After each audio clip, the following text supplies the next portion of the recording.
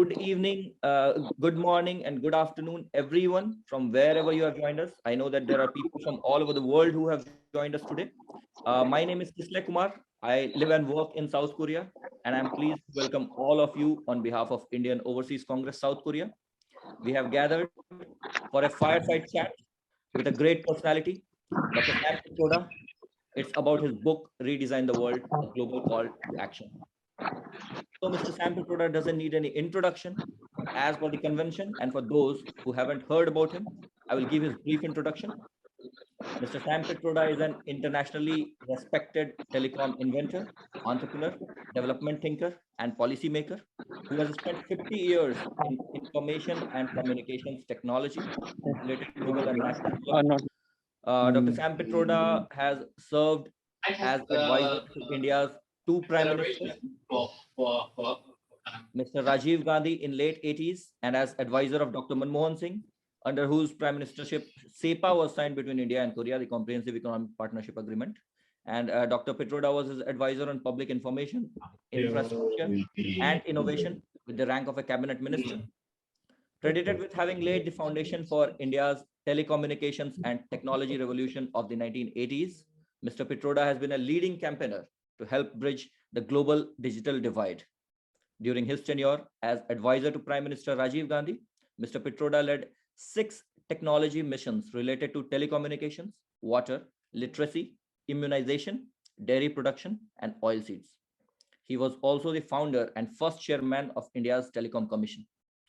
As a way to induce the second phase of India's technology revolution in 2005, Mr. Pitroda headed India's Knowledge Commission from 2005 to 2009 to provide a blueprint of reform for the knowledge-related institutions and infrastructure for the 21st century in the country. Under the tenure of PM Dr. Manmohan Singh, he served as the chairman of a Smart Grid Task Force, as well as the committees to reform public broadcasters, modernize railways, deliver e-governance, and other developmental activities.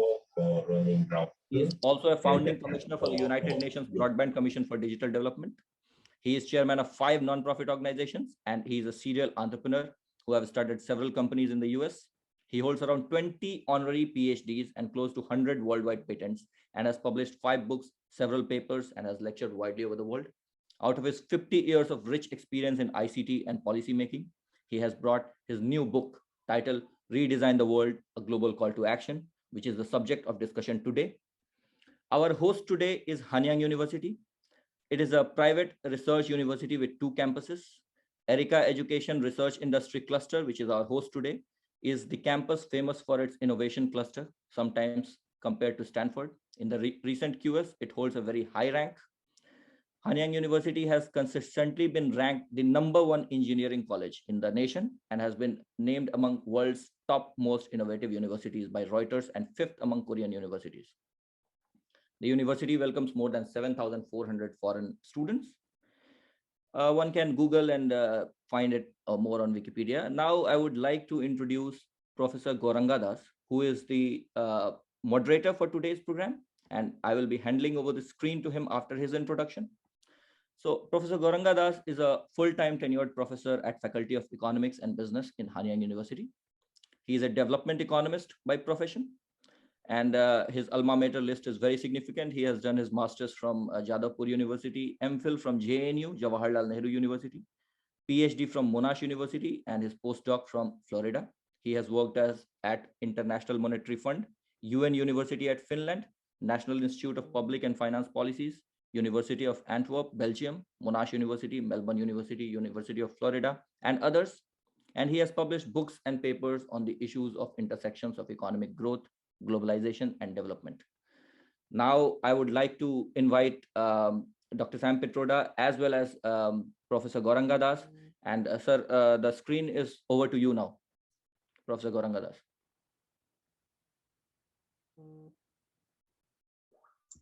Mute.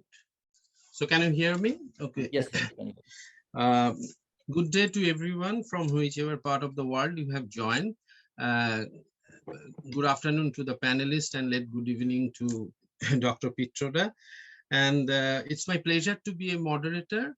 I first thank Kishalai Kumar for being the facilitator and for his great enthusiasm and his constant persuasion to hold this event. And I'm lucky that I could make it a successful event. And not only that, without the help of uh, our dean, Professor Mansuju, he's quite busy. I think he's logging in from somewhere into this into this event. So without his constant encouragement and support, this event would not have been held. So I really thank our dean, Professor Mansuju. Also, I thank all the distinguished panelists and participants, students community all over the world, and also the panelists. We have a distinguished set of panelists with their rich and diverse experience, which they will share with us for joining this virtual meeting. Now, before starting, I will come back to Dr. Pitroda's book, but before that, I would like to introduce our distinguished set of panelists.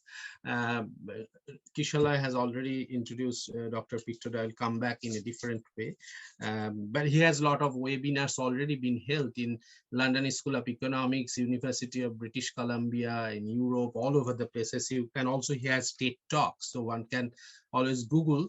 And in that case, I would like to mention one footnote from his book. You know, I mean, these days we can find everything in the Google that he wrote in the book that he does not have any references in the book, because these days it is very easy to find it in the internet.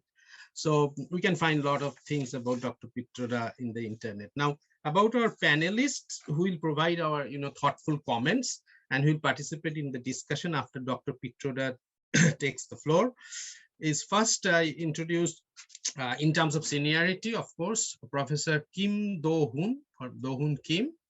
He's former president of Korea Institute for Industrial Economics and Trade, and he's currently working as a visiting professor of international economics at Graduate School of International Studies at Sogang University in Seoul. And his professional specialties are varied, encompassing trade policies, industrial policies, development, which we will touch upon today. And he has been advisor to Fair Trade Committee, and he served as the president of EUSA Korea and president of Korean Society for Regulatory Studies. He has also served as member of Advisory Council for Budget Policy. So he has a lot of practical policy as well as academic background, and he has published several impactful peer-reviewed journal papers and proceedings. His PhD from University of Paris 1, Penn and Sorbonne. And then I introduced Professor Hong-Yil Han, who is my colleague. He's a great colleague to learn a lot from him also, and we work together in our common areas of interest.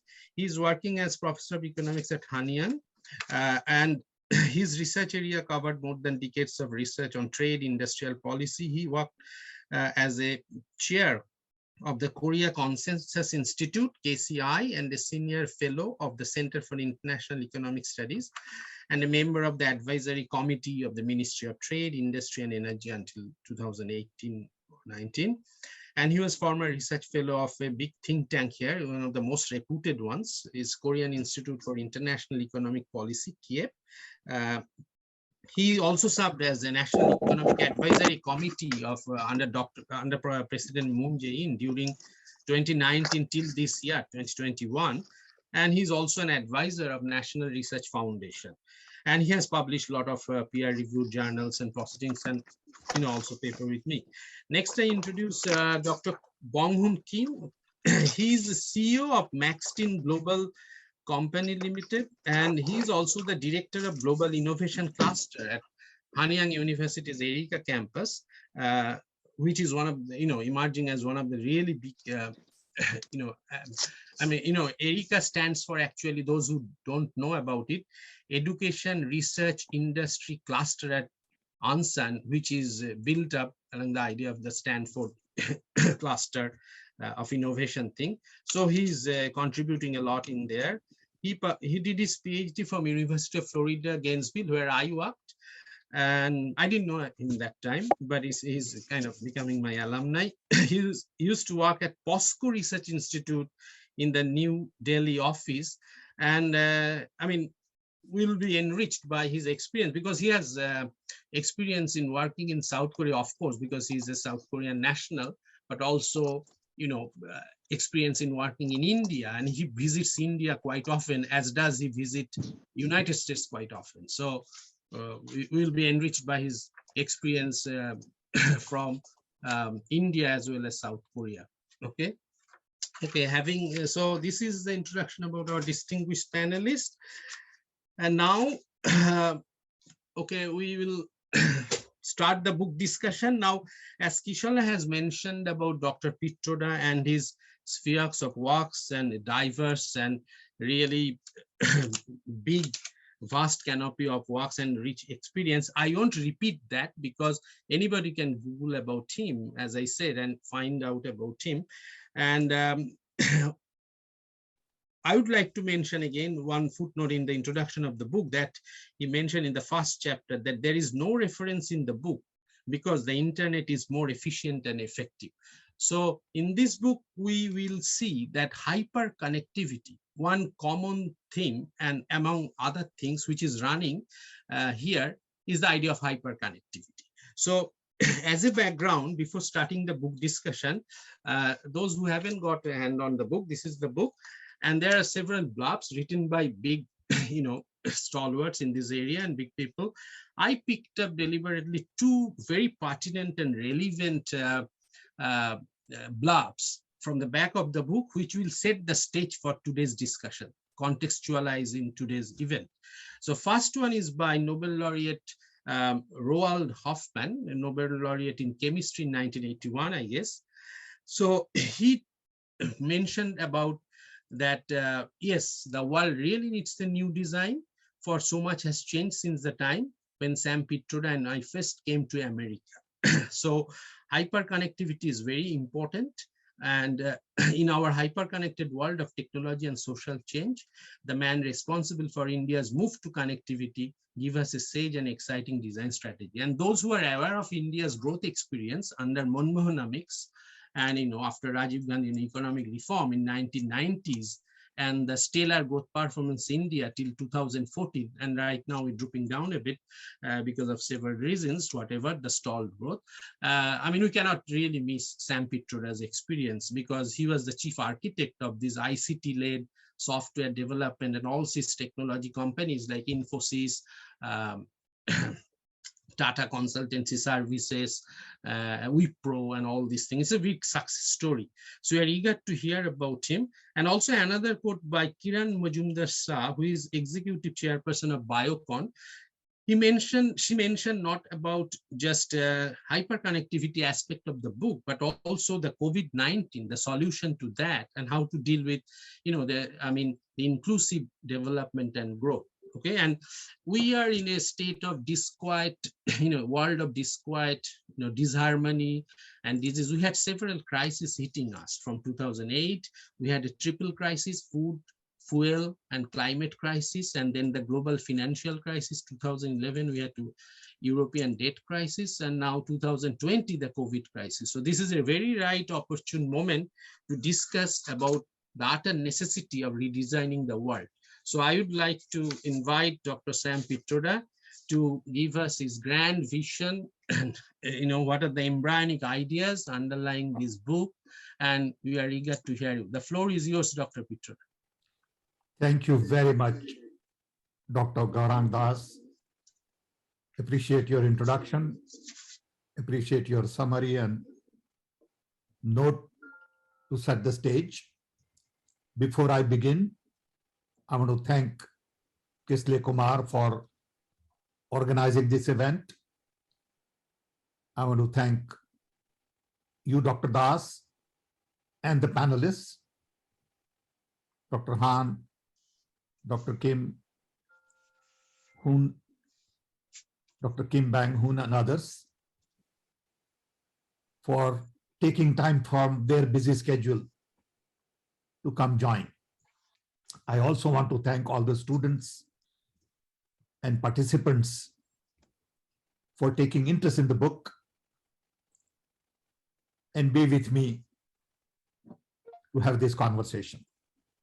Want to also thank Vivek for facilitating digital connectivity, Hanyang University for hosting it, and it is indeed a special honor and privilege for me to be with you.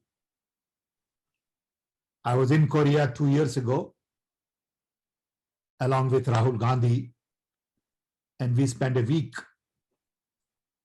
looking at all the progress you have made in the last 20 years. What you have been able to do in South Korea is remarkable.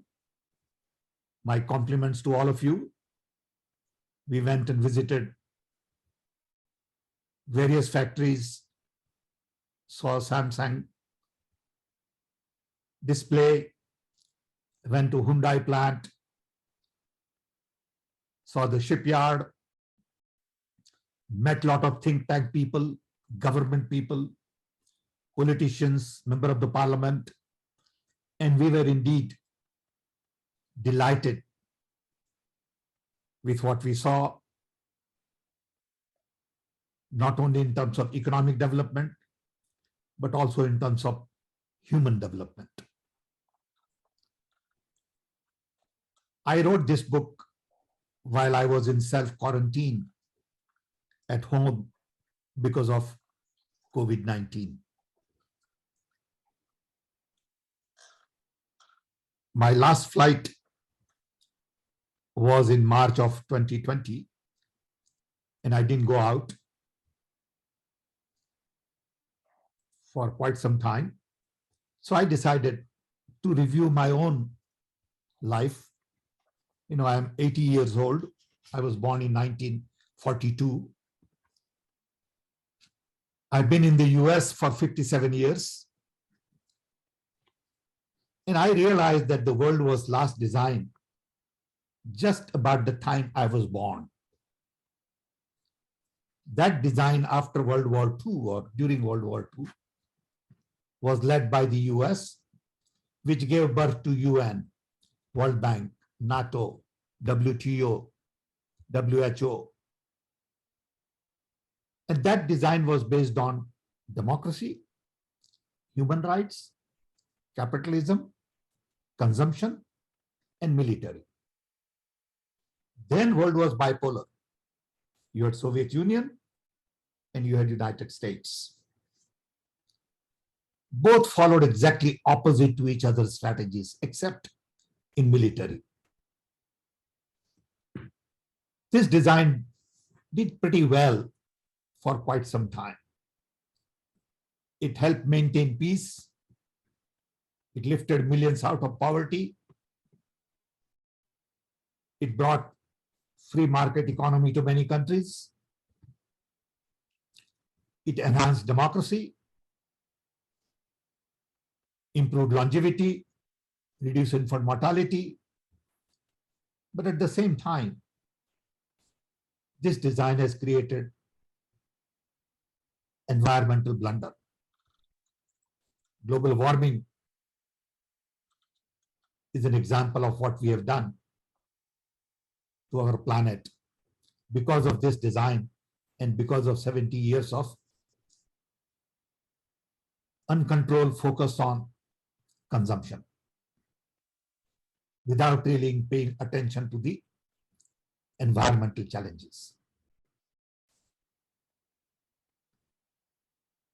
This design has not reduced poverty to the extent we would like. We still have hunger, poverty, and violence has increased world over. So when I look at, on one hand, what has happened in the last 70 years, and then on the other hand, also analyze technological progress we have made, I realize that a lot has been accomplished in technology. Transistor was born after I was born. Transistor was born in 1947, which gave birth to a whole lot of opportunities that no one had ever thought of. I remember transistor radio. I remember working with vacuum tubes. I was there when the first microprocessor was being built. So I think connectivity is changing everything. For the first time in the human history, we are all connected. What does this connectivity mean to human civilization? Is it all about improving productivity, efficiency, reducing cost, increasing trade, or it is about taking human civilization to the next level? I think that's the fundamental question I asked.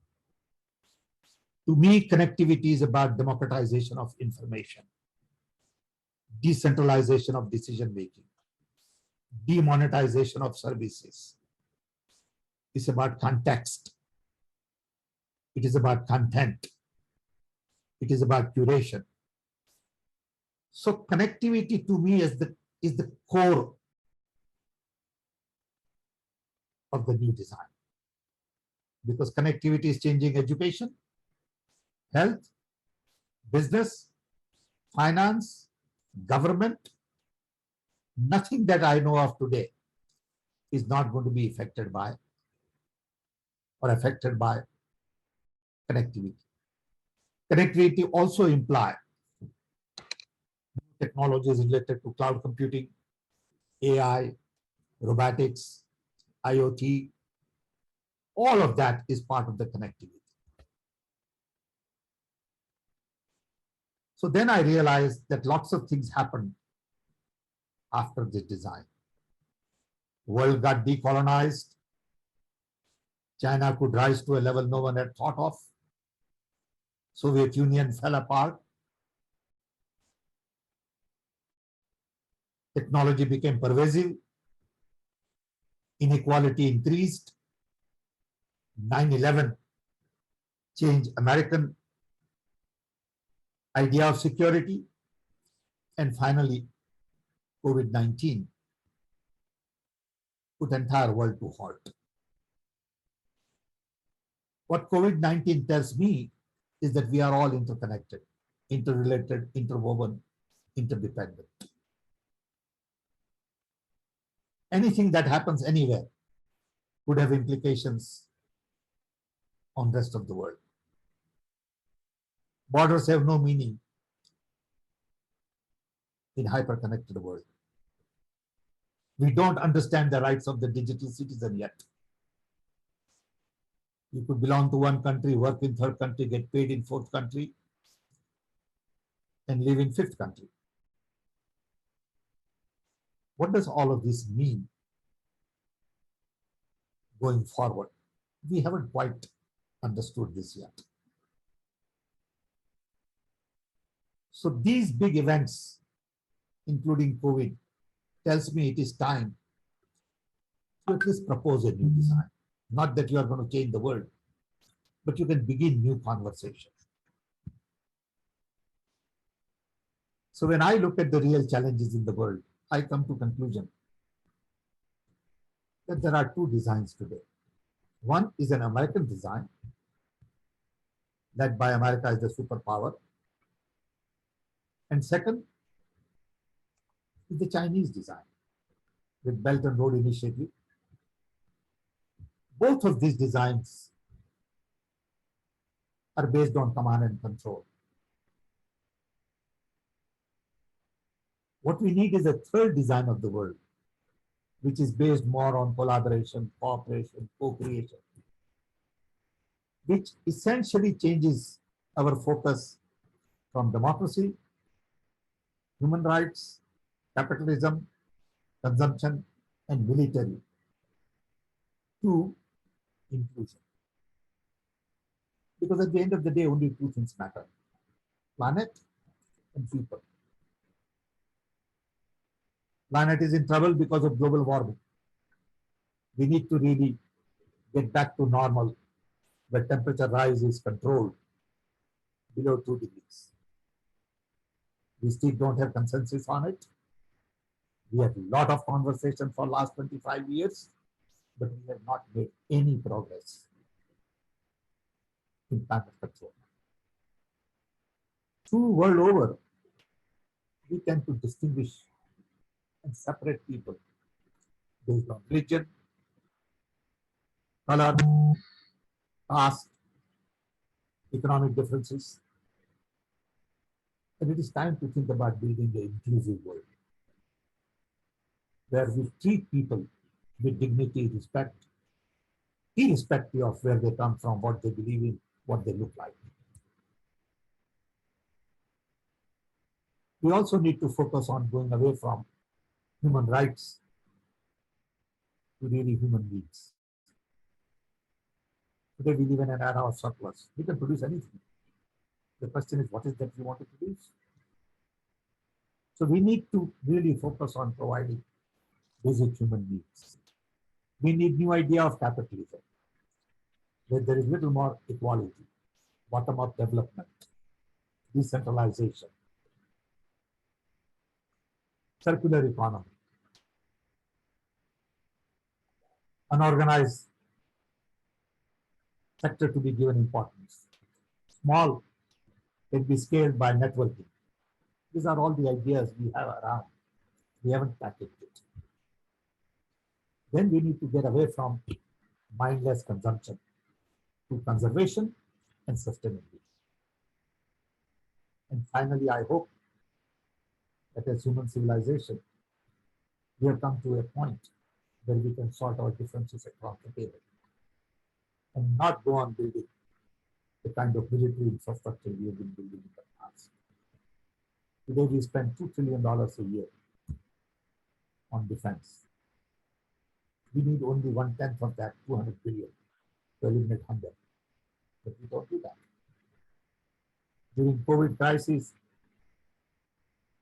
no one in this world came forward and said, I will reduce my defense budget a little bit to build my human infrastructure, health infrastructure. So I think these are the issues I discuss in the book. I believe we need new conversation. I believe Korea is an important player in this new conversation. We are a thriving live democracy, perhaps the only democracy in that part of the world. And Korea needs to take a lead. And that's why when Kumar said he would organize this, I got very excited. I said, Korea is an important part of this conversation. And I'm delighted that you have given me this chance. With this background, we can have a longer conversation, discussion. I want to hear our panelists. But I hope this gives you the outline of the book. Thank you.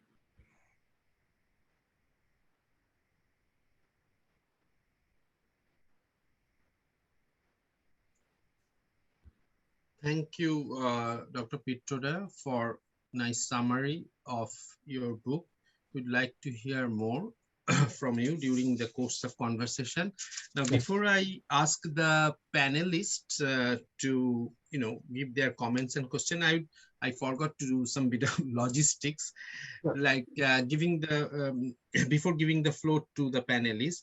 So this is regarding the question and Q&A session. When we open the floor to everybody, this is not now open to everybody. It's only open to the panelists. So the participants can use the chat function and raise their hand to ask question. So please, ask very pertinent, relevant, and short question, not out of the context, and also keep your question very tight. And please identify yourself and give your affiliation, and don't turn on the videos unless the host allows you, because otherwise sometimes we encounter the network instability problem. So that's the request to all other participants. Now we open the floor to the panelists. So we have 3 panelists, as I mentioned, but Dr. Bonghoon Kim told that he has to leave at 2 o'clock. Is that right? Yeah, so he's busy. So I break the order in terms of the hierarchy, seniority basis. So I just asked Bonghoon Kim first to give his opinion about what he thinks. So Dr. Kim, given your expertise in working, in India, as well as in Korea, I mean, you have quite enriched experience, unlike other panelists. So I would ask that given that perception and given what you listened, what Dr. Pitroda told about redesigning the world. What do you think, how much Korea has progressed or implemented some of the policies, are how far away or how close they are to do the redesigning vis-a-vis India? Or if you have any comments or any question to Dr. Pitroda, you can also ask. Please feel free. Okay, thank you so much. Floor is yours. I'm very sorry. I have to speak first before the two seniors. So thank you. That's okay. Yeah. Okay. so I have heard. I think the Sam, Dr. Sam Petra, you look very young, but I didn't know you have had experience for last 50 years. It was kind of magnificent for me. And then I'm very impressed for your analysis about the world economy. Thank you so much. Actually, I have stayed for 2 years in India, and also I have studied for around 20 years the Indian economy, and also I have analyzed the relationship between Korea and India economy. So at this moment, actually, Korean government are trying to invest more to India, but what is the reality is the last for 10 years, Korean companies have invested around 5,000 companies to Vietnam, but only 500 companies to India.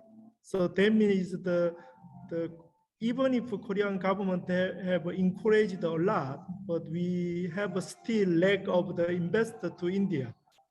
So I cannot find the kind of a solution how to encourage for Korean companies to invest more to India. So there are many kind of the reasons. So what do you think about what is very difficult kind of obstacle to invest to India in terms of your ideas for Korean companies? Do you have any ideas? Okay. I personally think Korean companies have a lot to offer, not just in India, but also in Latin America. Whether it is construction or auto or chemicals, Korean industry has done very well all over. The real challenge is to find the right partner. On one hand, you go to all these big players, they have no time. All the little players have no resources. And everybody wants to make quick money. Partnership with Korea has to be long-term. It cannot be seen in terms of 3 years or 5 years. It has to be at least 10, 20. So if you identify a product, I think we can find the right partners for you in India. I'll be happy to work with you. For example, I'm very impressed with your industry that focuses on beauty products. It's amazing what you have done. There is a huge market for that in India and Latin America and other places. The question is, how do you identify a right partner who will work with you in the long run and has long-term perspective and not short-term perspective? I think Korea could be doing 10 times what Korea is doing in India today. So I'll be happy to help you, work with you, identify people for you, because I believe Korea has a lot to offer. Okay. No question about it. So let me know, and you and I can have a separate chat. Kisley, if you can connect us later on. Sure, sir. Okay. I'll do that. We will do that. Yeah, we'll do that. Thank you. Okay, so Dr. Kim, Dr. Bonghoon Kim, are you there? Do you have any other question or comments? I don't know. In reply to what Dr. Pitroda said. I mean, lack of investment and Yeah. investment rate is really abysmally low in India these days, you know, if you compare to Okay. China. And, you Okay. know, I mean, recently I read a report by, you know, Yeah. I mean, World Employment Report published by World Bank, and not only that, CMI, Center for Monitoring Indian Economy, the youth unemployment rate is really low and women unemployment rate is low. And what could be the reason? The lack of investment or investment rate is really low in India. Right. Right. So the question boils down to the case that, you know, the World Bank's typical idea of doing business in India, although the rank is going high, but I mean, That's it's right. paradoxical, the investment rate is not increasing. Then how can you generate employment? Then the idea of redesigning to have inclusive development might falter. Okay. Right. Right. That's Yeah, right. so yeah, what Dr. Key is Pitroda to would find add right something. partner. Believe me, if you Yeah. don't find right partner, Right. you know, Exactly, Yeah. that's important. and you can find right partner if you are Right. clear on what you want to do. Yeah, I agree about the Dr. Pitroda. I think we have realized that we needed to focus on the long-term perspective, not the short-term. That's right. So the problem is that according to Korean culture, we have a very big different cultural distance actually between India and Korea. Usually most of high position officer in Korea, they want to decide very quickly for at least 2 or 3 years. So Short it is run. very difficult for us to solve this kind of problems, So actually. that's why we have to have a conversation. We have to explain to them. Yeah, we needed to discuss. I think Dr. Bonghoon Kim will have the very good, excellent, position to discuss with the We Korean will do that. government. You define 5 products Yeah. and we will focus on 5 products. We'll launch it. We'll work on it. You know, it's badly needed. Okay. Okay. Sure. Okay. Okay. Thank you so much. I'm done. Thank you for joining us. Thank you. Thank you. And Thank wish you all so the much. best. Thank you. Thank you, Dr. Bonghoon Kim, for your insightful and thought-provoking question. So let me move to. So you are here till now, right? Yeah. So we can come back to you again, Yeah, right? okay. Yeah. So I can ask you again. So now I ask because Dr. Kim has mentioned about Dr. Bonghoon Kim to share his opinion. So Professor Bonghoon Kim. What is your impression and what is your comments and thoughts on what Dr. Pitroda said? And if you want to add something on, South Korea-India collaboration and whether South Korea is way ahead, because South Korean miracle, Asian growth miracle on Han River is quite well known all over the world. And Korea is small, but we know small is beautiful, like as Schumacher said long time ago. So how do you see that in the context of India? Excuse me. Yeah. Yeah. Okay. Can you please go ahead, Mr. Kim, talk about it? Floor is yours. Yeah. Thank you very much. As I told you earlier, I just enjoyed reading the last part of your book, the manifesto part. Actually, as you mentioned, I think that Korea has been kind of the most diligent student Yes. for the philosophy, Yep. which The last design. which was given by those Yes. 5 pillars. big countries Yep. made.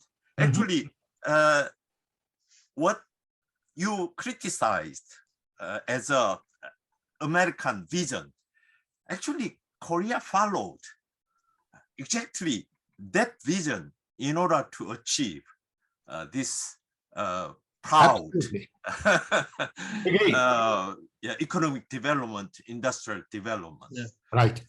But actually, it seems that as you just tried to suggest kind of a balanced vision titled as Redesign the World. Actually, it seems that Korea is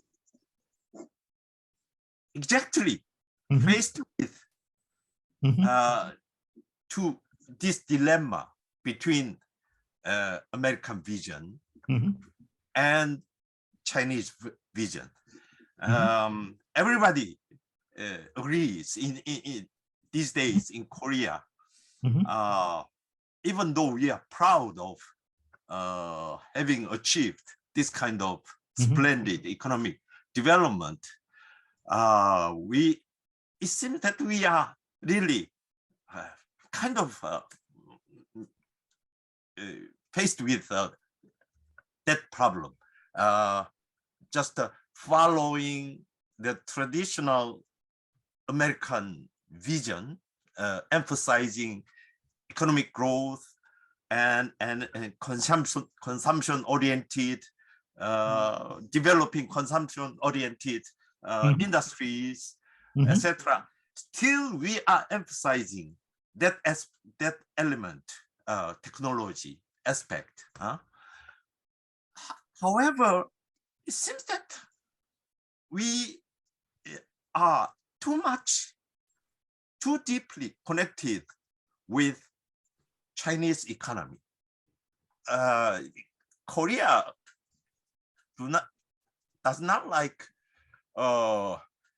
China as a military power, but Korean industries love China's consumption market, and also not only consumption market, but also kind of industrial linkage with Chinese industries. Actually, almost all the proud Korean industries are linked with Chinese industries. Actually, we export a lot of semiconductors to China, actually helping Chinese electronic industry developing, and also a lot of components and materials to various manufacturing industries in China.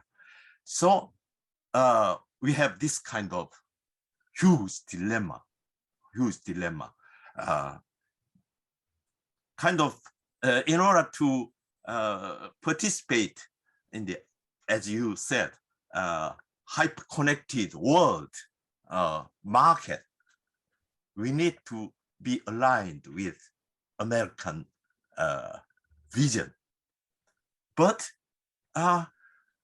Korea should accept a little bit the Chinese vision also, in order to maintain the Chinese market for our industries, major industries.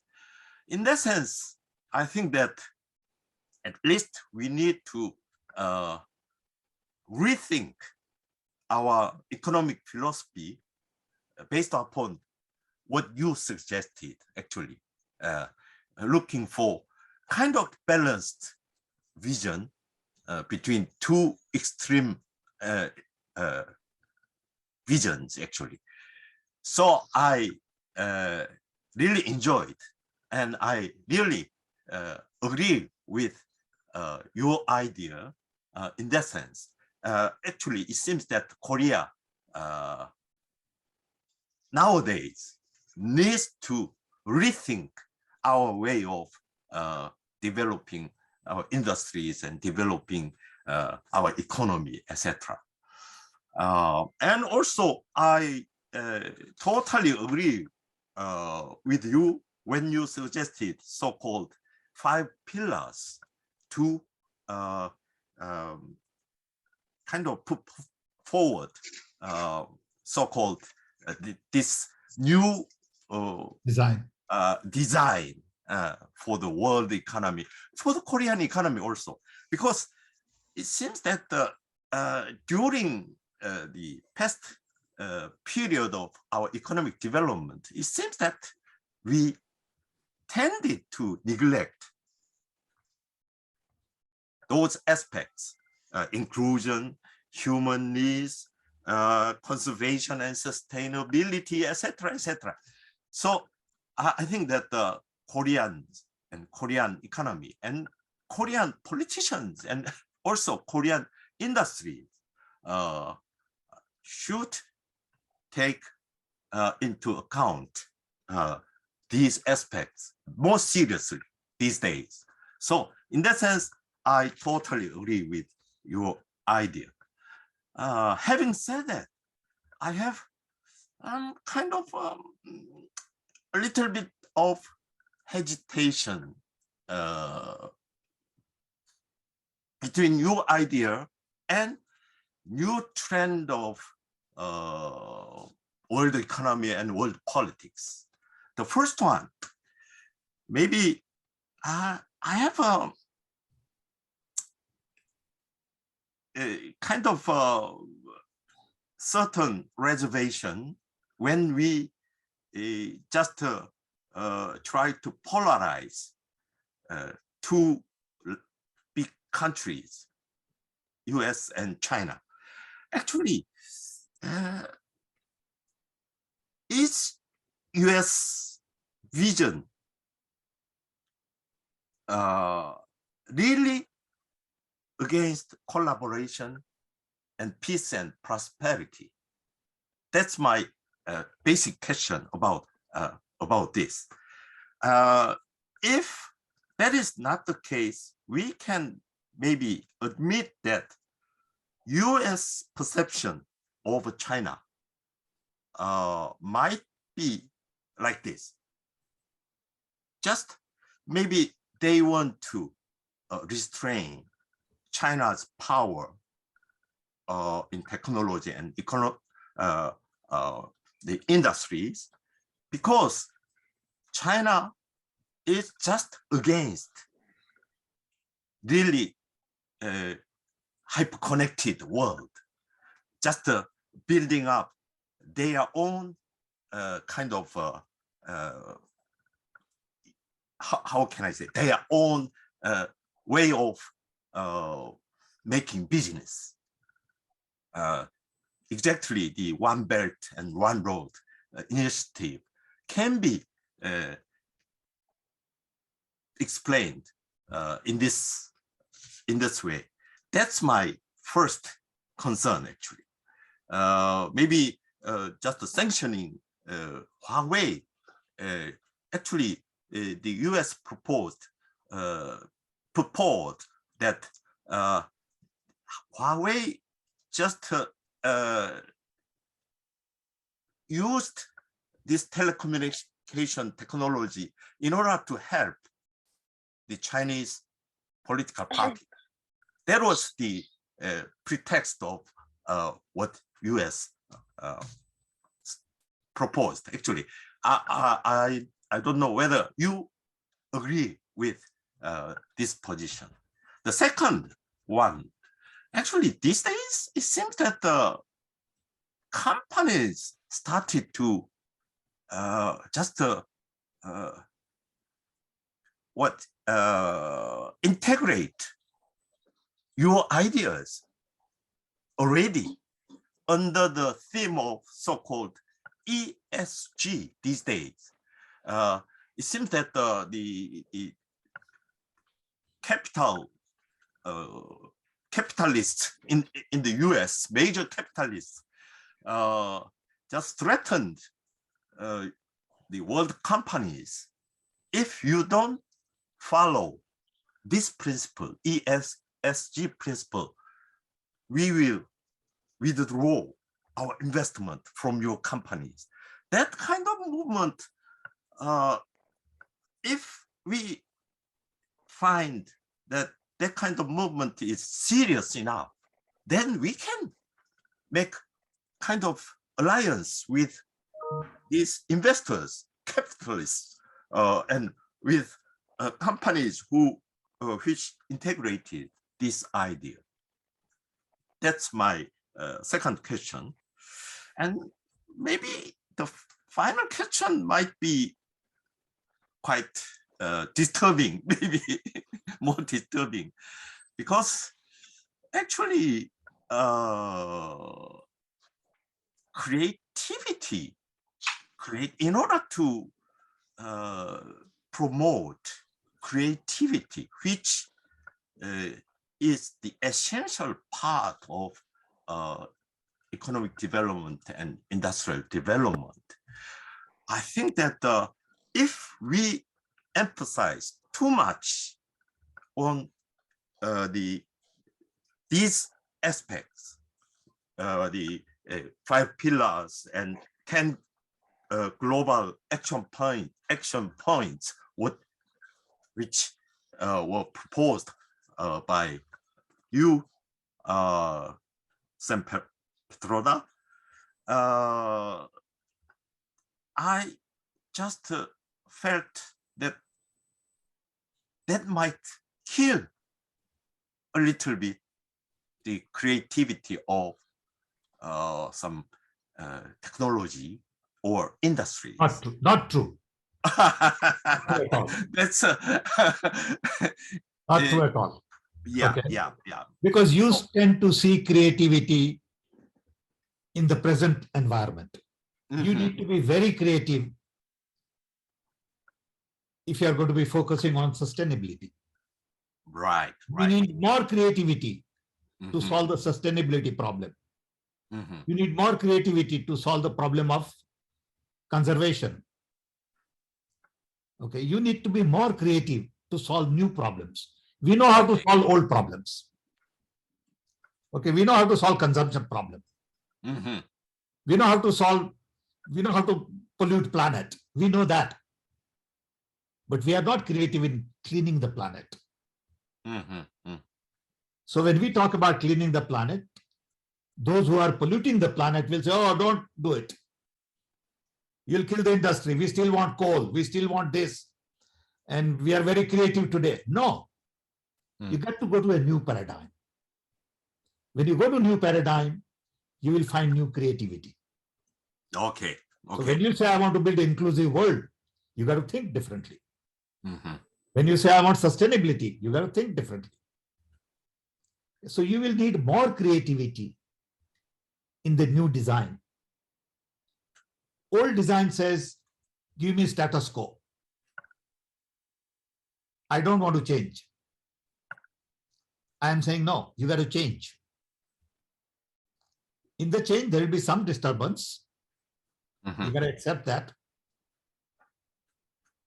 There will be some confusion. Some people will be unhappy. But in the long run, planet and people will benefit. It is not about American idea or Chinese idea. It is not whether you follow American design or Chinese design. It is a focus on following a design which is based on better planet and better humanity.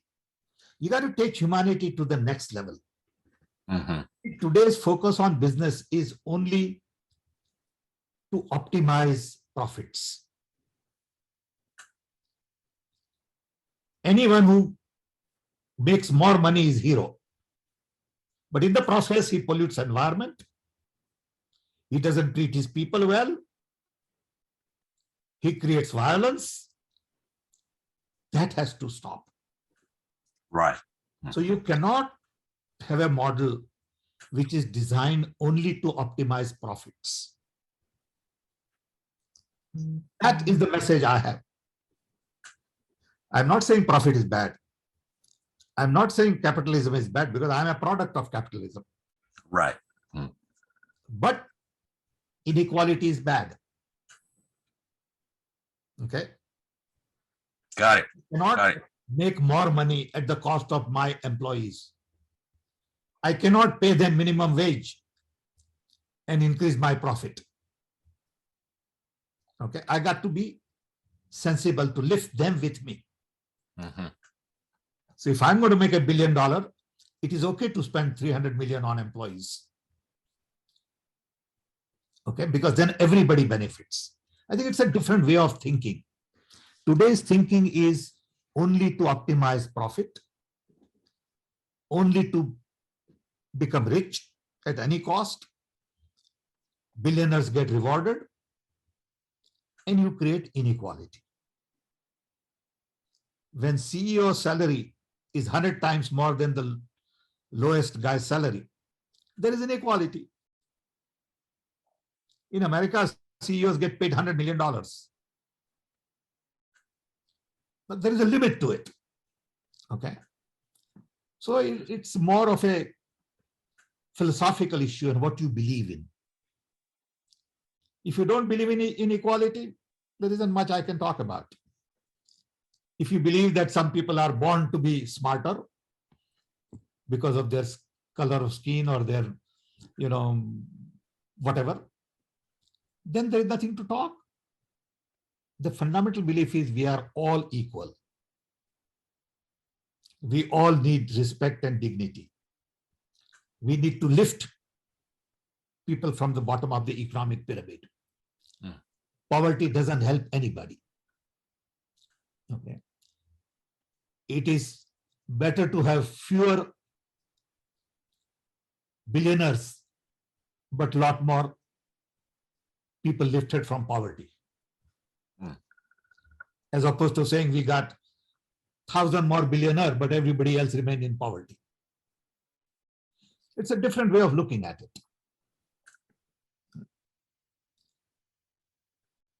So I hope I've answered some of your questions.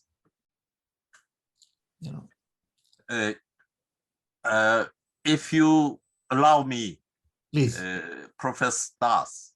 Yeah, sure. Very short couple additional minutes. question. Yeah, What sure. do you think about kind of philanthropic actions made by those billionaires? You see, I have a different view. I have a different view. Right. Because they are in the business of giving money. Very different. Okay? Yeah. They dictate what you should do with their money. They won't give it to local community saying, you take care of what you need. I'm not going to dictate. That's a different philanthropy. You're right. Okay? If I'm a vaccine manufacturer and I will say, I donate money for you to buy more vaccine, is that philanthropy? I don't know. So my problem with philanthropy is they are in the business of giving money. And then they dictate. Okay. If you want to give money, give it. Don't dictate anything. And forget about that. Forget about them. Let local community decide. Right. What they need and how they want to use it. You can't decide for them how they should use it. Okay. Thank you. Thank you, Dr. Kim, for interesting and thought-provoking question again, and Dr. Pitroda for answering. So, I mean, I would like to, add something like we see these, about the profit thing, like people that, as Dr. Pitroda mentioned about that people are optimizing profit, all these big corporations and, they are doing business.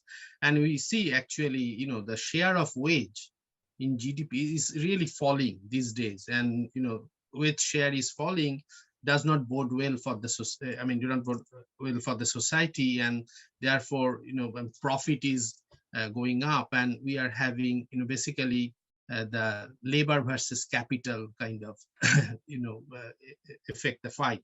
So in some sense, I read in the literature, there are a lot of people talking about the profit sharing and then bending the antitrust laws and show that, the laborers are a part of the thing. So they share the profit. And also, like the philanthropy thing, also I think that, the altruism or philanthropy, giving something depends. People have a lot of money and we are giving. whether it's the true purpose, just like we mentioned, the true philosophy and the moral compass is more important than if we have some lot of money and we just give, which is just a pinch of salt from the whole bunch, is nothing, just to make myself more popular, that okay, I'm donating money, but also at the same time evading taxes and so on and so forth. I think this kind of tussle is going on. And also creative destruction is, I mean, I read an article in Prospect that somebody wrote about Schumpeter's virus. The creative destruction is the prime driving force of capitalism. Absolutely. So I think we need a better form of capitalism where creative destruction will be there. Good job will replace bad job. Good money drives out bad money, that kind of stuff. But at the same time, we need to have a moral compass and humanitarian thing and humanistic, which South Korea embraced long ago. So I'm really impressed with, I mean, having spent here 20 years, this human resource and balancing. And now I think we need to rethink about, that way. Okay, we come back to this issue again. Let's go back to Professor Han Hongel. He's waiting for long. So Professor Han, are you there? So please give your comments, thoughts, and your and what do you think about this redesigning thing? And if you have any criticism or praise or whatever, please feel free to share your opinion. Floor is yours now. Okay. Thank you again for having me in this important event. And I'd like to thank Dr. Pitroda for sharing great ideas and insights today. And also, I'd like to congratulate for the book. And this is a very good example of taking advantage of being quarantined by COVID-19. This is a very good lesson for everybody participating here. I should learn from. I have to agree with Dr. Pedro that the world has created a strong institutional infrastructure of Bretton Woods system, including IMF and World Bank, now it's WTO, as well as WHO, and etc. And that was a great response to the crisis of World War II. And it was intended to avoid the crisis that generated the World War II, which was caused by the imperialism and like nationalism. Now, for the first time since then, the world is experiencing another world-scale crisis, though not in the form of the World War. But as we see, the world community is responding to this crisis by global lockdown, not by global cooperation. And the situation is, I think it's getting worse, due mainly to the national interest and the conflicts among the the world powers. So I'd like to make a couple of quick questions that while I agree with the idea of redesigning the world based on the principles that Pitroda suggested, I wonder what kind of a specific global governance would be feasible during or after this crisis, as we have done, or at least the Western world has done after the Second World War too. I'm kind of pessimistic about the future of the global governance, because if we consider the basic nature of the anarchic relationship originating from the Westphalian Treaty in 17th centuries. So can you prioritize what kind of specific projects, world-scale project is possible based on the principle you suggested? Thank if you. want to take the challenge of the international crisis. That is my first question. Just quickly, the second question is about the hyperconnectivity. I also agree that should be a main drive to move the world in another level, as you mentioned. But we are also observing, because of the hyper connectivity, there is stronger concentration of the economic powers. We are watching the creation of the huge platform corporations, which worsens the inequality problems and driving many traditional workers out of the traditional jobs. Also, this connectivity is creating some danger to the traditional democracy we have built up for the last couple of centuries by, for example, by spreading fake news. So do you think there is an intrinsic characteristic of hyperconnectivity or technology that can solve this problem? If not, what we should do specifically to avoid these problems in the near future? So I'd like to hear from on this on these questions. Sure. First of all, we need to realize that in last 70 years, we have not created any new global institution. That's right. Yeah. So it is time to review original institutions, restructure them. Do you really need World Bank today when you have Goldman Sachs and JP Morgans and everybody? What is their role? Do we need Global Federal Reserve as opposed to World Bank? Do you need intellectual property organization which is global, where you file only one patent? So I think we need to review existing institutions. We need to create new institutions. We need to come up with minimum global constitution, minimum.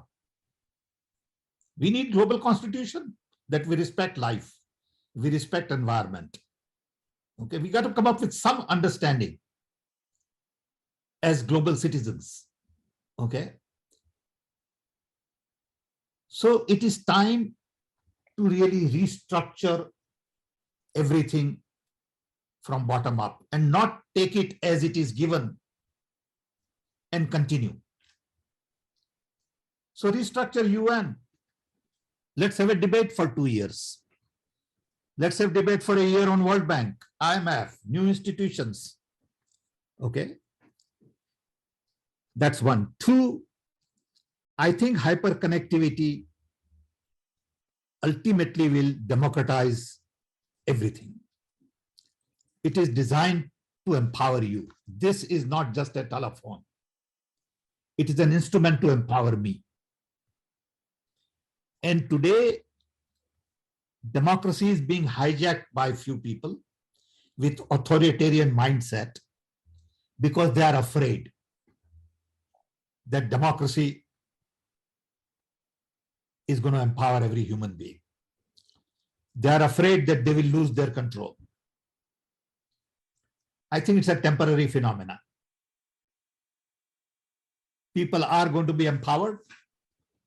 People are going to be educated. People will demand their rights.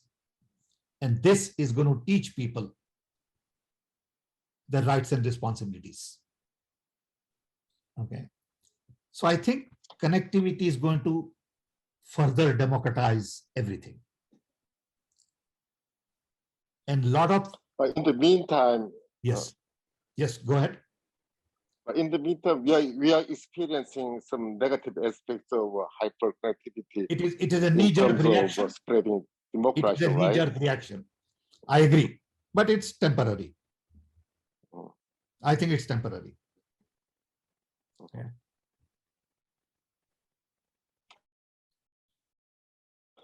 Okay, I'll wait for other participants to make comments. Then if we have time, I'll come back.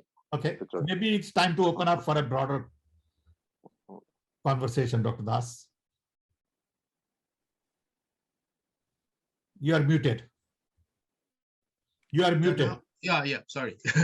Okay, now it's open to the floor. So we have some questions. Then I have some question also I will ask later on. Let me take some question from the floor. So one is a question that from somebody is that agriculture is the primary source of livelihood of about 58% of India's population, and gross value added by agriculture is about $276 billion roughly. Currently, countries like South Korea has been hugely investing on AI, artificial intelligence technology for yield and price prediction, etc. Predictive insights for weather forecast, etc., reducing herbicide usage, crop and soil monitoring, and disease diagnosis, which in turn helps farmers to choose the crops. Of course, that's the benefit of technology. How India is dealing with AI technology in agricultural sector? That is a question. A lot of stuff is going on in agriculture and AI. You know, you talk to the space ISRO, and you will know that there is huge amount of work going on in agriculture, data sensing, land mapping, related issues of AI on finding machine learning software to recognize what is being grown, where it is being grown. So a lot of that stuff is going on everywhere, including in US. Okay. The question is, it is not scaled.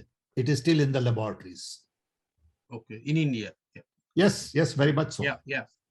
So yeah, I mean, the thing is that in India, the adoption of technology or absorption is a big problem, right? That's a hindrance always there. So even if AI is, is there, I mean, in US, it's a different thing, and the mechanization happened long ago. Then it's a big question that the farmers are well educated. Like in case of, like you mentioned, like responding to Professor Han's question, like there, I mean, I think the information revolution and those are very important, hyper connectivity, but some basic preconditions would be there. For example, democracy. When you talk about oral democracy, like people talk in case of India, like in villages, so to have dialogues, we should have oral democracy and that kind of interaction in case of villages where education level is really low in case of India.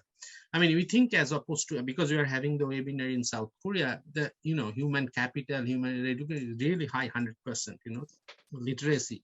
So in that case, that could be a hindrance, I think, in terms of redesigning the world. I mean, that big conditions has to be satisfied, isn't it? Yeah. So that was a good question. Let's not confuse India with the world. India is India, world is world. There are many other countries in the world. So let's look at a larger picture. Yeah, I mean, yes. I mean, if you think about that way, I mean, redesigning India. So because we had a big growth performance up to 1990s, and India was going 9-10%. Now it's going down in the stalled growth. So what is lying behind this? That's kind of. So this is a question from Dr. Kishore DS from Seoul National University. Okay, now another question from somebody is all philanthropists are same? How it is related to black money? When do people realize real meaning of philanthropy? Instead of having huge money, why people play this game of selfishness with the cover of kindness? This is a question from Jishu Rawal. Well, there are all kinds of people in this world.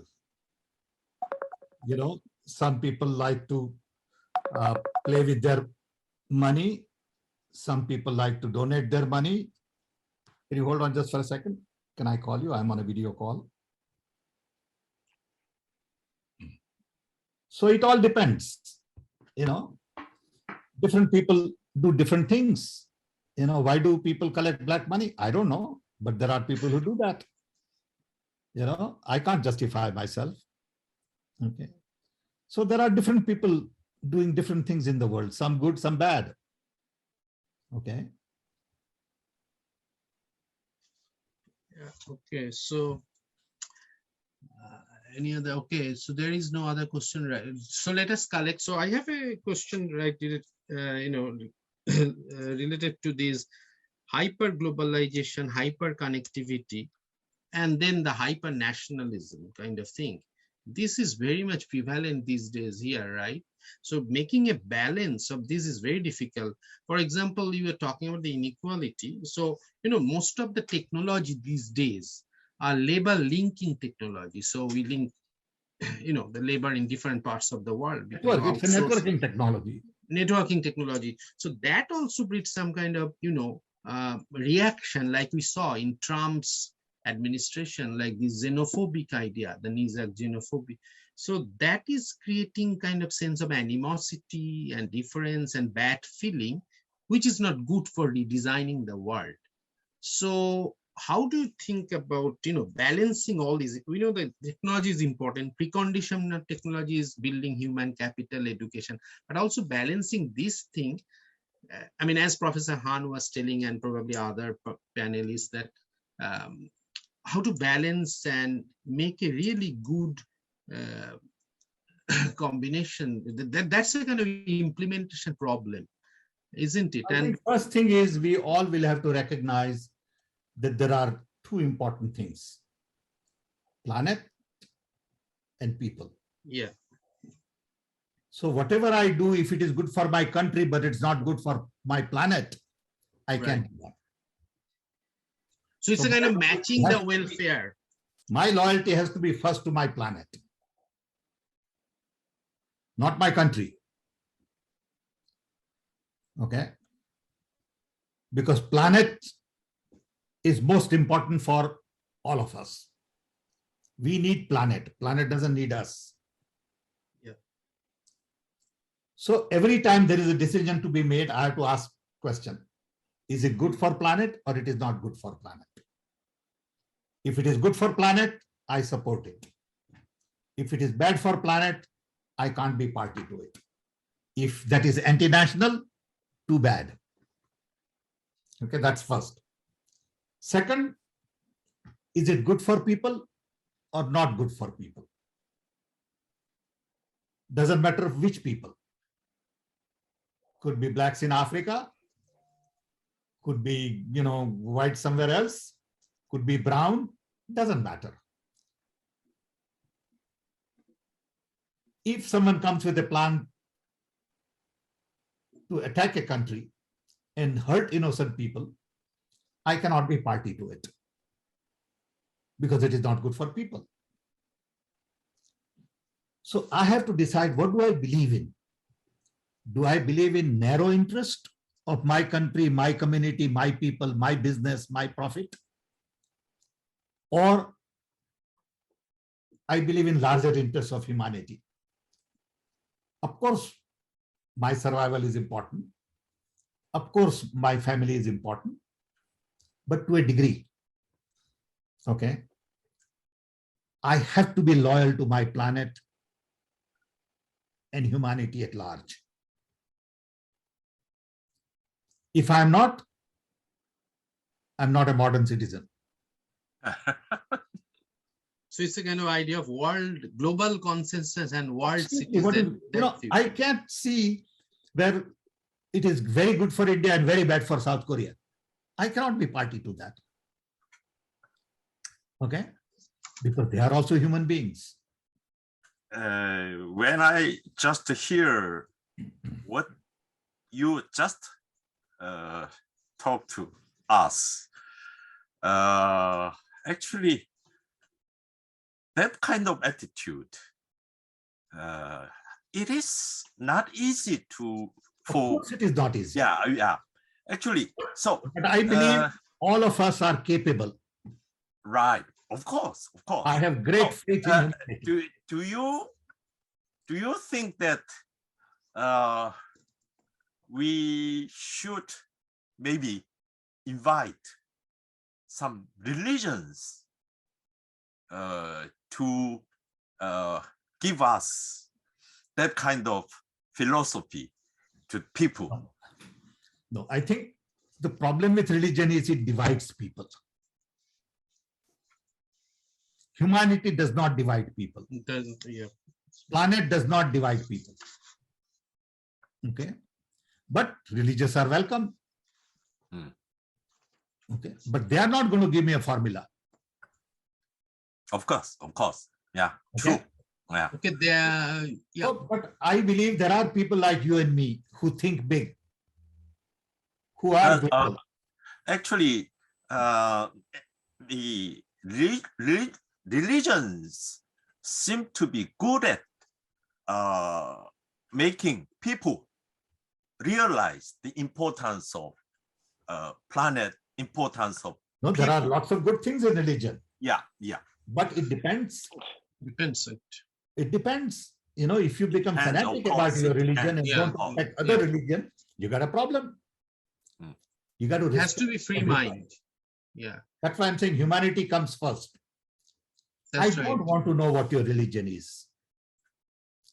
Okay. Okay, I want let to me know- ask, one question from one of the floor, one student probably, because they're quite eager to, listen to your ideas. So I should, give value to them. So sorry, Professor Kim.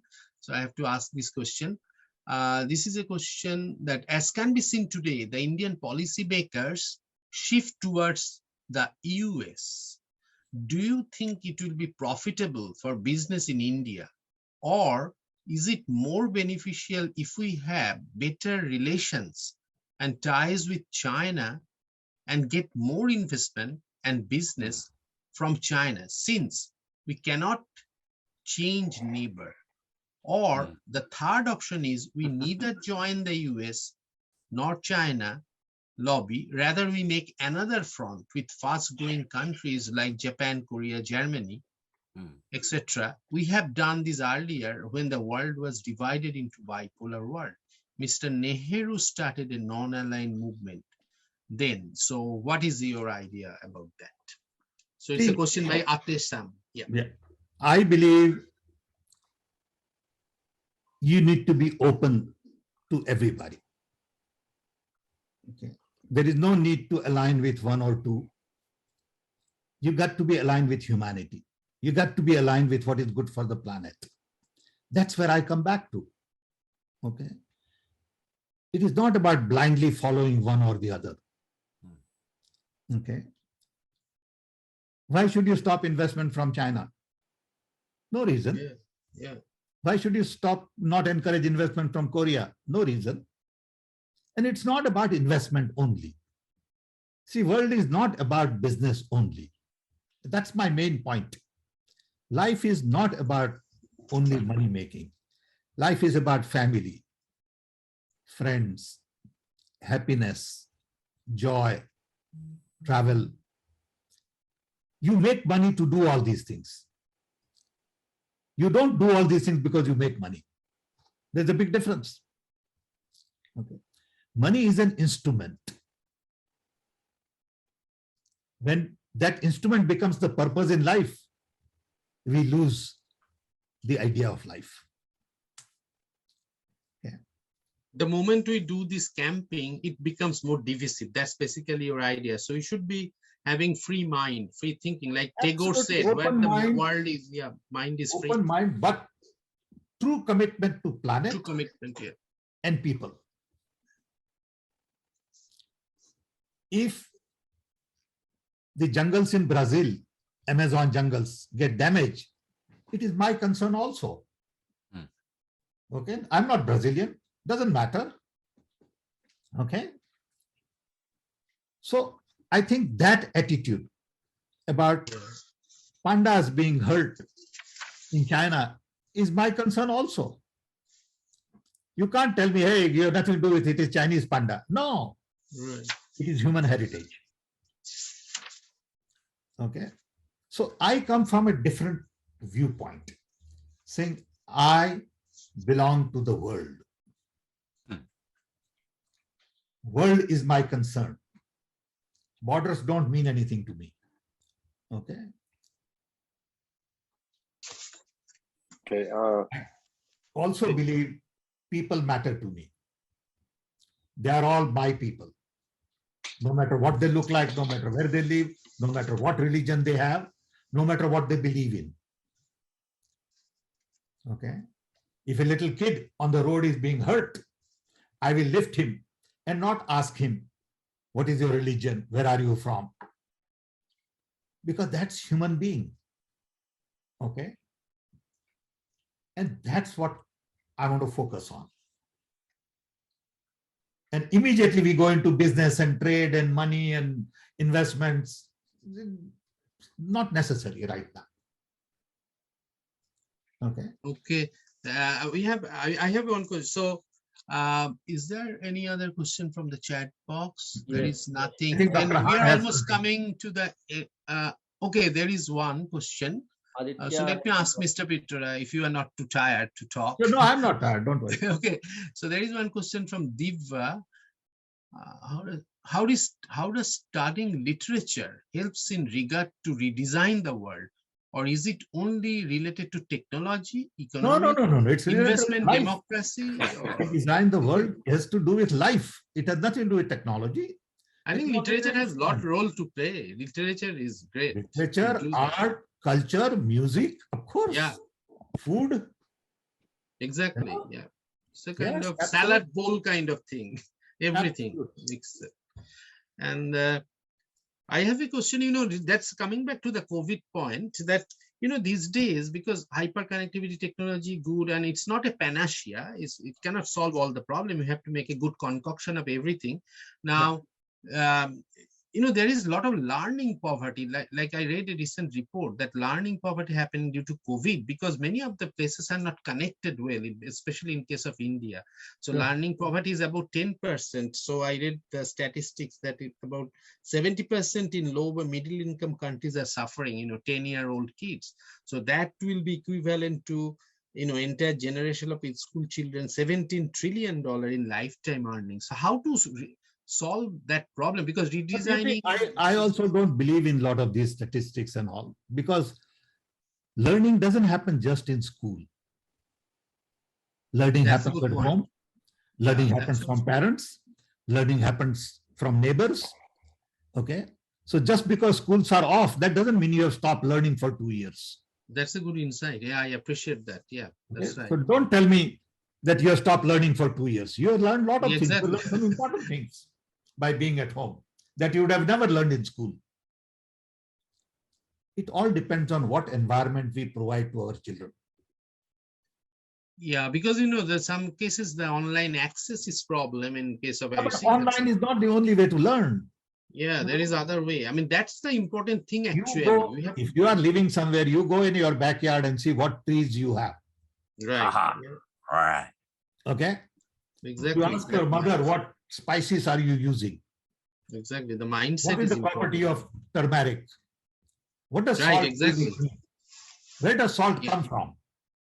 How do you grow salt? Okay. So there is so much to learn while you are at home also, if you want to learn. Yeah. That's also important. That's also important. It's a whole philosophical thing and mindset, and how do you... Yeah, it's not that schools teach you everything. Yeah, okay? exactly. Sometimes teach you wrong things. Yeah.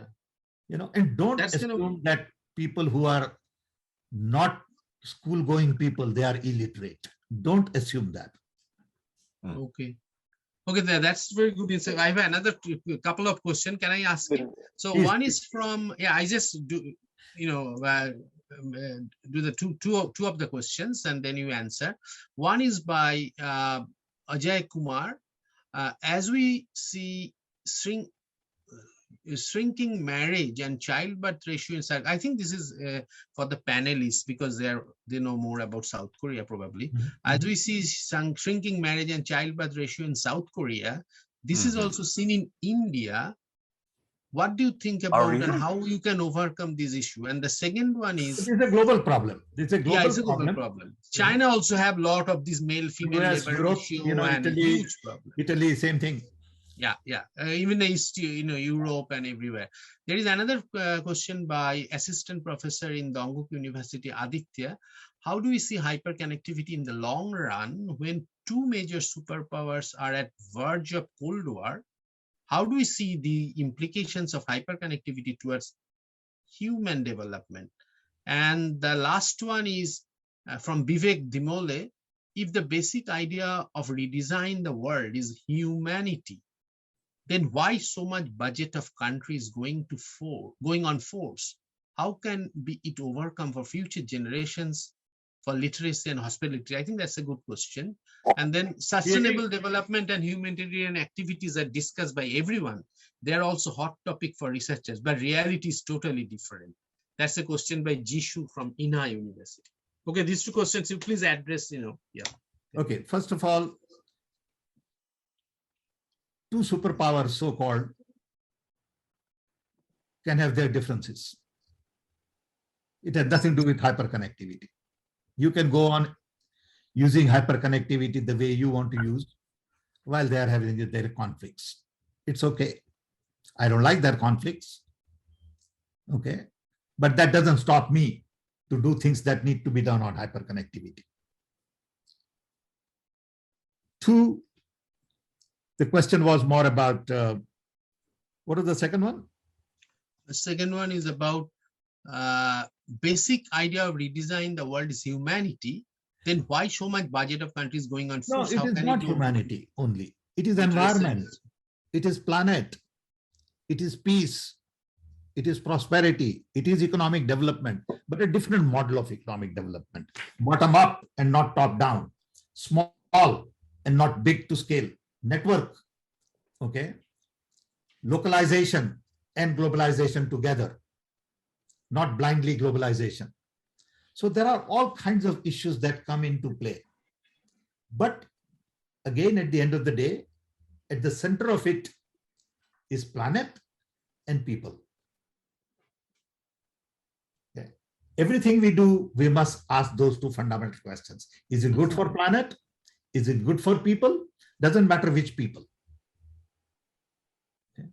Then you will create a new design. Today's design is predominantly for command and control and economic prosperity.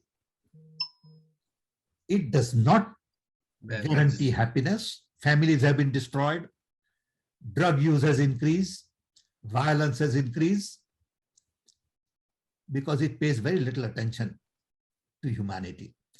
US has largest number of people in the prison. Why? With all the great minds. I was in Silicon Valley a month ago to see my children, and the number of people sleeping on the street in San Francisco is alarming. Why? Why? Nobody talks about that. Everybody talks about silicon chips and big, unicorn companies. In the same place where there are largest number of millionaires, you have large number of poor people sleeping on the streets. Why? That's the question I'm asking. Okay, so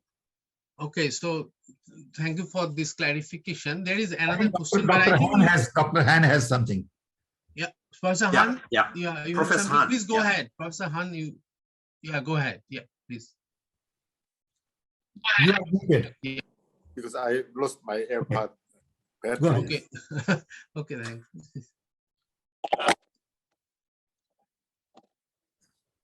We can't hear you. Yeah. Please unmute. No. It seems that there is a connection problem with Professor. Because you got to put his headset. Yeah. His handset has a connection problem. Okay, do you hear me okay? No? It proves that we are not hyper-connected. Okay. Not yet. Okay, good. No, I'm sure it's connected now. Yeah. So my problem is again about how to materialize these good ideas into their world. Yeah, the So practical implementation. still we are, for example, in as far as COVID-19 is concerned, we are still in the crisis, and the crisis actually creates common ground for people to participate and cooperate. So it is very important to incentivize people to move forward to cooperate, move countries to move forward, cooperate.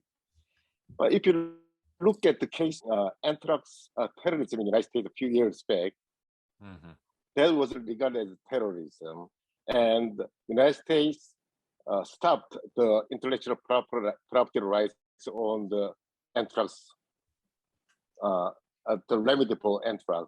But now, the COVID-19 and the vaccine, this is a worldwide problem, but still, WHO and WTO does not claim any sovereign country's right to stop intellectual property right on vaccine. So this is a pure nationalism, selfishness in front of the challenge of the global pandemic, right? Right, So right. I think we have to do something to incentivize the people to find some common ground to cooperate, right, to solve this problem. First thing, Absolutely. Professor Han and Professor Kim, the first thing is to begin new conversation. We need a new conversation. Where? The world we have today needs to be rethought through. We cannot go on like this. We need more collaboration. We need more cooperation. We all need to think of planet, and we all need to think of humanity. That conversation has to begin. It may take 5 years. It may take 10 years. Who knows? But we cannot go on with the old conversation. All I'm trying to do with this book is begin new conversation. Okay, saying everything cannot be about business, trade, profit, money, productivity, efficiency, cost reduction, interest rates. That's not what life is all about. Life is also about clean air. You know, you look at our Delhi, you cannot breathe in Delhi. Now, what good is all the progress if you can't breathe? Look at our rivers, they are polluted. Okay, look at our forests, they are cut all over. Look at what is happening to our animal kingdom. Look at what is happening to our birds and bees. Okay, and it's all affecting us. Look at the plastic garbage we have collected in the ocean. Okay, we have a mountain of plastic in the ocean. Why do we drink water in plastic bottle? I don't understand. 20 years ago, it wasn't there. Now everybody has bottled water. We make 3 billion bottles a year, and that plastic goes in the garbage.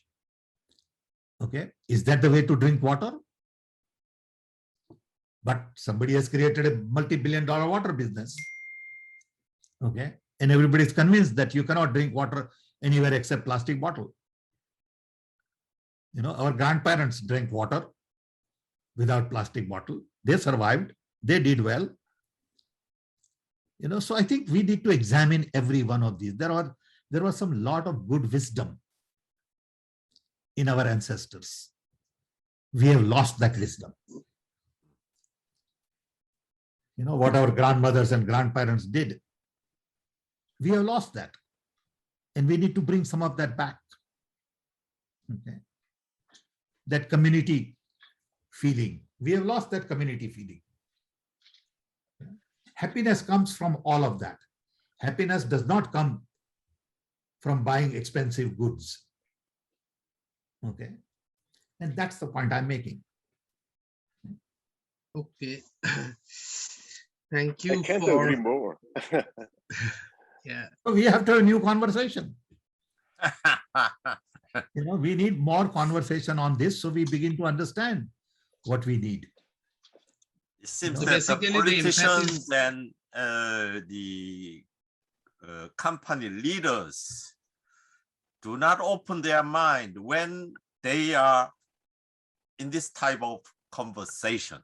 That's the Because they are selfish. We have to tell them, we have to communicate with them. So let me intervene a bit. There is a, actually I'm intervening because there is a related question right now popped up. It's very important. And I was also having that confusion in my mind about the leadership issue. I mean, the matching of, you know, the social welfare, individual welfare, politically objective, and, you know, the civil society. So a question by Pitroda is that how we encourage to maintain the authorities and responsibilities at leadership level, since a good leadership comes with the responsibilities which help to design and implement the policies for human welfare. We will be eager to hear your view and suggestion over this. I think that's an important question, I guess, the leadership objective. Leadership is a major challenge world over. Yeah, that's a big World does not have the kind of leaders we need today. Most of the leaders are parochial, selfish. Yeah. They represent interests of the business lobbies. And when they go to G7, G20 meetings, They are basically marketing people. Okay, they go to market their country. They are not concerned about humanity or planet. Look at what is going on with climate control. We started our first meeting in Brazil. Then we had in Kyoto, and we had in finally last one in Paris, and then we had last one in Glasgow. What happened? Nothing. Because everybody goes there with their agenda.